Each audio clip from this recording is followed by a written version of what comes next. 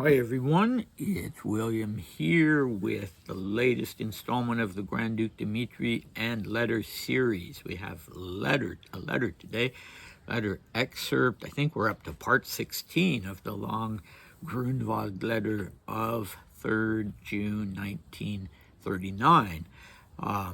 So what is our recap? Well, in the last video, we were back in 1915, January 1915, and Dmitri, in his closing line, told us in French that the ballerina Alexandra Balashova was, quote, the woman I want, end quote. So, and he wrote her a letter, but he wasn't happy with the content or the style of the letter. There was something about it that in retrospect he thought was stupid.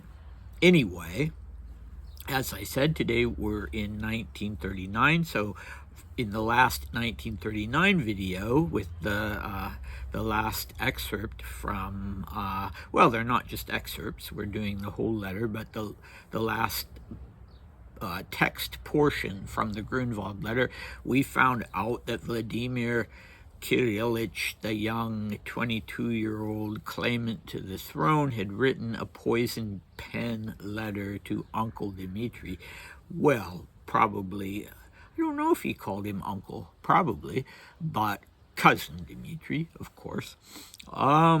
And that Grunwald was certain that what was behind that letter was actually German interference in the doings of the Russian imperial family, and he informed us that the Germans were very angry about Dmitri's interviews in which he said that the Romanovs would not cooperate with the Nazis in Ukraine.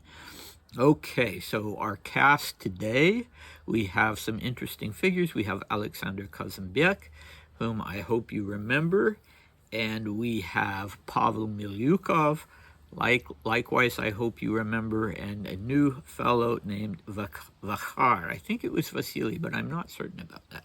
Okay, I decided to go ahead and do a really, really long paragraph. So I won't be able to talk about it as extensively as I like, but you know, it's a paragraph that hangs together, and yeah, it would be awkward to chop it up into two parts. And I will just tell you in advance that it's a paragraph that I had some trouble with. There were several words, and even in one instance a line, that I just couldn't make out in Grunwald's handwriting. And also a reminder that this translation is from the French, not from Russian. Okay, anyway, here we go. It was not our intention to give Grand Duke Dmitri's declarations too much publicity in the Russian émigré press, and measures were taken to prevent that. Unfortunately, our friend Kazanbek, with his usual thoughtlessness, was the first to break the rules by printing rather long extracts from the second interview in his publication. There was a general outcry from our reactionary Germanophiles. One could have anticipated that storm. Among the old-school Democrats, on the other hand, certain of the Grand Duke's words gave rise to hopes that weren't really justified. Monsieur Milyukov immediately believed that he had acquired a new follower for his party and was sketching out a rather complicated and idle plan to define, through an exchange of letters, and here we have quotation marks, mutual points of view, as they say in blank language, and to attempt a political reconciliation, end quotes, but here we have the missing line, and then it picks up with depends in the end only on himself. Monsieur Vakhar served as the intermediary in these preliminary talks. The Grand Duke's absence from Paris, he's been in the South since the beginning of January, blank, the situation, and prevented further discussion. In Paris, there have been press polemics attacking blank, monthly blank, organized by Kazanbek and the Young Russians. Your Imperial Highness will see from the attached articles 1 through 7 that Grand Duke Dmitri was suspected of having the most diabolical intentions, though in reality he had nothing but nothing to do with the whole organization of these harmless banquets. According to the Renaissance, which I'll just say was a Russian emigre, a right-wing Russian emigre newspaper, it was a question of uniting all the subversive forces in a front of blank under its aegis, while according to the latest news, Последние Новости, which was a moderate emigre newspaper, it was hoped to take advantage of the innocence of the Republicans to bring them back, without them realizing it, into the fold of the monarchy. You can judge for yourself, madam, the value, which is rather questionable of all these lucubrations. For those of us who were there, they represented, despite everything, a rather worrying symptom. Though not completely unfavorable, they blank the intense, almost morbid attention that the slightest step, the slightest word of Grand Duke Dmitri aroused. For my part, I had to endure during these first weeks of the year not only the personal attacks, in truth quite harmless, of the Renaissance, but also visits from personalities from the most diverse camps, from the extreme left to the extreme right, who all hoped to find in me the explanation of the Grand Duke's inner thoughts, if not a complete solution to the Russian problem. I was able to convince myself that despite the ardent interest in the Grand Duke, his personality remained very controversial, not to say unpopular, and I did nothing to speed up his return to Paris, where he would have been exposed to all sorts of tensions. Okay, so there we go. So much of interest in this long paragraph. It's basically Berlin all over again, isn't it? I mean, those of you who watched the 1921 video series know about how Dmitri was courted by the right-wingers in Berlin, and then when he came back to Paris, there was such an outcry that he was just plunged into this horrific depression and decided that he was just not going to be involved in anything anymore. Well, that clearly changed. Slowly that changed. He got involved with Kazembek and with Young Russia and with Kirill and Kirill's monarchist organization, and everything has now exploded again, just like it did in Berlin so long ago, or rather after Berlin. Okay, so so Grunwald and the people around Dmitri, who were supporters of Dmitri, wanted to let the world know what his stance, and they hoped by extrapolating from his stance the entire family, the entire imperial family, they wanted to let the world know that the Romanovs indeed were not going to collaborate with the Nazis. But interestingly, they did want to keep a low profile within the emigration, and I wonder if Dmitri, remembering Berlin, was the driving force, that he conferred with Grunwald and they decided together that, let's, people are going to find out about it, but let's not make it a big thing in the emigre press. But good old Kazembek steps in. Kazembek was kind of a megalomaniac, and he needed attention all the time, and the Young Russia Party was wavering. Kazembek had a very brief flirtation with the Nazis, one trip to Germany, but basically and paradoxically, everyone knew that he was basically a Soviet fellow traveler and would end up going back to the Soviet Union and living out his days there. And Dmitri tells us in one of his letters to Maria from Schatzalp that he had already pretty much gotten disgusted with Kazembek. It was building. they had been close, and in fact Dmitri would be giving Kazanbek his little Cocker Spaniel before, when Dmitri had to give up his dog to go to the sanatorium. But Kazanbek was problematic for everybody. The people who knew him tended to, like him and sympathize with him, but they knew that he was just this sort of neurotic, attention-seeking, difficult person. So I couldn't really tell you where Kazanbek and Dmitri stood at that moment, but I just know what Dmitri himself said, which seems to me very credible. He was most involved with Young Russia between 1935 and 1937, and then Kazanbek was kind of he was kind of losing his former prestige as the leader of the party, and so he was grasping at various things to make money. He was asking for Dmitri for money, so on and so forth. Anyway, Kazanbek, whether or not he thinks he's doing Dmitri a favor, puts this explosive material in the Young Russia press organ. As I say, I have the text of the first interview that was in Candide, and honestly, it seems to me quite mild. So maybe the other interview that was picked up and published around Europe in various periodicals, maybe that one was a little more incendiary, and that's the one that Kazanbek quotes. And I need to find that one. Anyway, that goes without saying. So what about Milyukov and Dmitri? So the Germanophile branch of the Russian emigration, they're just furious. They're just angry at this whole thing.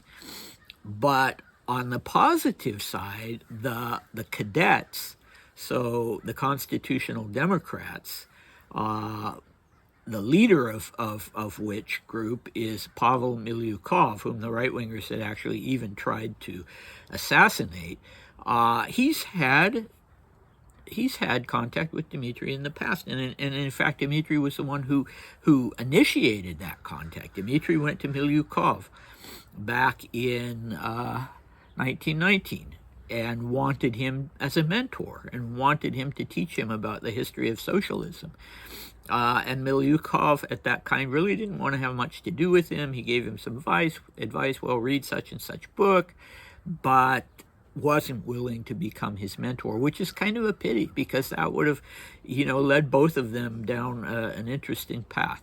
But now, when he sees that Dmitri is taking this strong anti-Nazi stance, he wants to, he feels differently. He wants, obviously, to renew that connection and to welcome Dmitri into the fold of the Constitutional Democrats. And to that end, there's this intermediary named Vakhar. And I actually have, I don't have copies of Dmitri's letters to Vakhar. Lord knows what happened to those. But I do have copies of Vakhar's letters to Dmitri. The question being, where the heck are they? They're in my papers somewhere, and I can't even remember if they came from Mino or the Bakhmetov archive, or, probably the Bakhmetov. But yeah, I need to find those. Seems to me like Vakhar's handwriting is difficult, but that I was able to make some headway. Anyway, I apologize about that. I don't even know his Christian name and patronymic, and it would be fascinating to read those. And my, Grunwald says that these are unrealistic hopes on the part of Milyukov.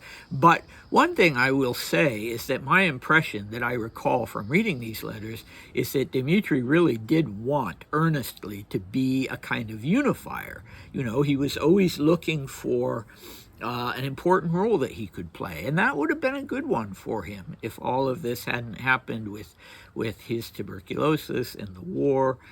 And so if I remember correctly, it was more Vakhar who was being a little more critical of him, of Dmitri. But yeah, I need to find those letters. Anyway, there was this connection, and that could have been a very positive thing. All right, so then we find out that Young Russia's activities are controversial in the Paris emigre community. Grunwald says the press in Paris, but I think what he means in the context of what he's writing about, he means the emigre press.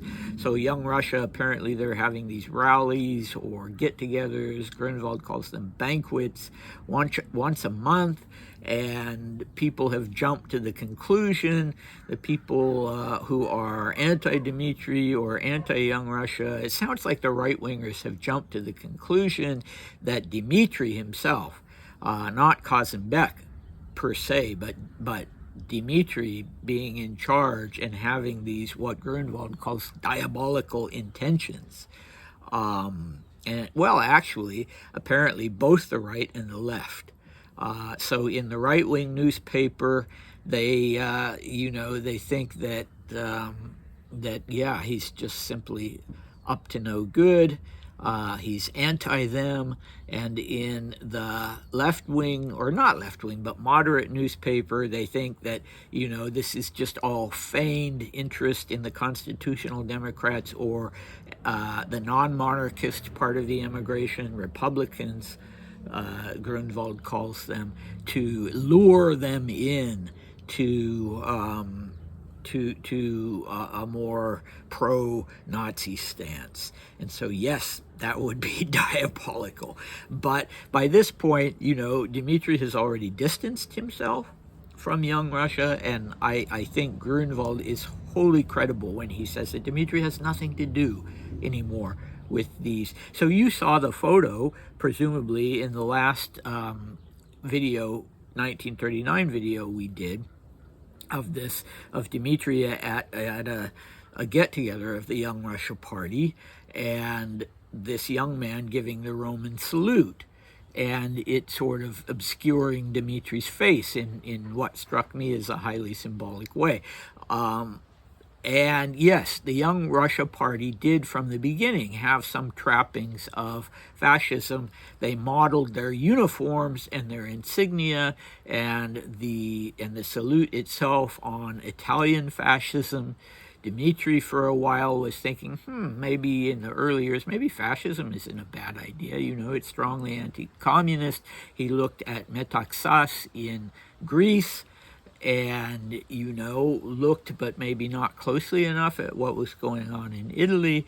But Young Russia was always, until this one brief little flirtation of Kazembek that didn't involve Dmitri, was always a sort of fellow travelers organization, a kind of vaguely pro-Soviet organization. And this was one of the problems. Nobody knew who Dmitri was. Who is this guy? And that had been the way going all the way back to Imperial Russia, when, he was, on the one hand, within the Romanov family, known as a quote-unquote free thinker, and yet, on the other hand, the people on the left-wing side saw him, of course, as a reactionary Romanov. And then you had Kerensky, after the revolution, giving this speech calling Dmitri the first man in that period of time to strike a blow against monarchy, absurd, or against Tsarism, which was absurd, of course, but he was referring to the Rasputin assassination. So always with Dmitri, there was this kind of mysteriousness. He has all the traditional trappings. He's a Grand Duke. He's Orthodox. He's a Russian patriot, even a Russian nationalist at times. But on the other hand, he's into esoteric religion. He is open-minded. He seeks contact with people like Milyukov. So who the heck is he? It's not surprising that they were a little confused. But so he's got both sides, more the right-wingers. The left-wingers are wary, but they're not furious.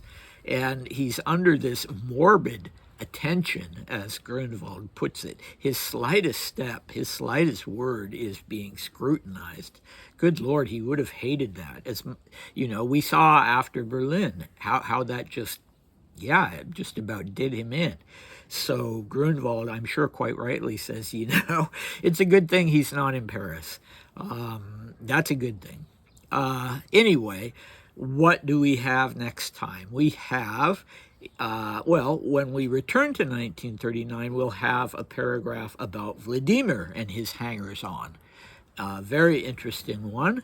And when we, well, in the next video, when we're back in 1915, we're going to have Dmitri being Hamlet and asking himself some existential questions, and asking himself also some physical questions, like what is the nature of what this ailment is. So, yeah, come back for both of those.